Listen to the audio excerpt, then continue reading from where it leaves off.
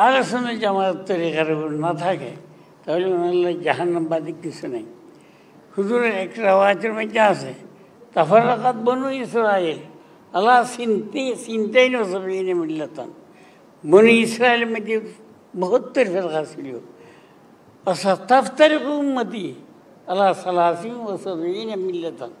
হুজুরে ফরমান আমার উম্মতের মধ্যে 73 ফিরকা হবে, কুল্লুহুম ফিন্নার ইল্লা মিল্লাতুন ওয়াহিদা।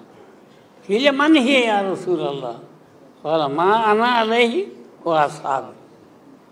হুজুর ফরমান 73 তরিকা যে দল হইব আমার উম্মতের সব জাহান্নামের মধ্যে যাব, একমাত্র এক দল আছে যারা নাজাত পাবে, তারা নাজি।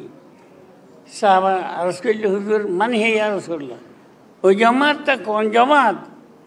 যে জামাত নাজাত পাবে, বেহেশতের মালিক হবে।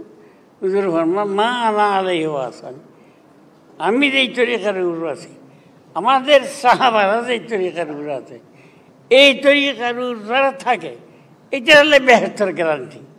এটা ইনার জন্য নাজাতের হুজুর এখন ফরমান। এখন যদি কোনো মানুষের কথা বলে সাহাবারা সত্য মাফ করি না, সাহাবাদের তকলিদ করার দরকার না, আইমেদের তকলিদ করার দরকার না, ওনার তরিকার থাকার দরকার না, এই বেয়াদবের কথা শুনলে জাহান্নাম বাদ কোনো তরিকা নেই। আল্লাহ তাআলা ও আখির দাওয়ানা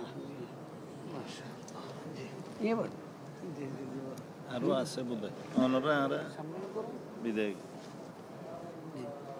সম্মানিত উপস্থিতি, আপনারা ইতিমধ্যে জেনেছেন আমাদের হেফাজত আজকে বক্তব্য দিয়েছেন। আমাদের প্রোগ্রাম ধারাবাহিকভাবে চলবে ইনশাআল্লাহ। এই পর্যায়ে বক্তব্য রাখছেন ফ্লাইটের টাইমে এদের অনারা আগে বিকালে এদের মাওলানা ফজলুল কাসিমি এখন বক্তব্য রাখছেন। আসসালামু আলাইকুম ওয়া রাহমাতুল্লাহি ওয়া বারাকাতুহু।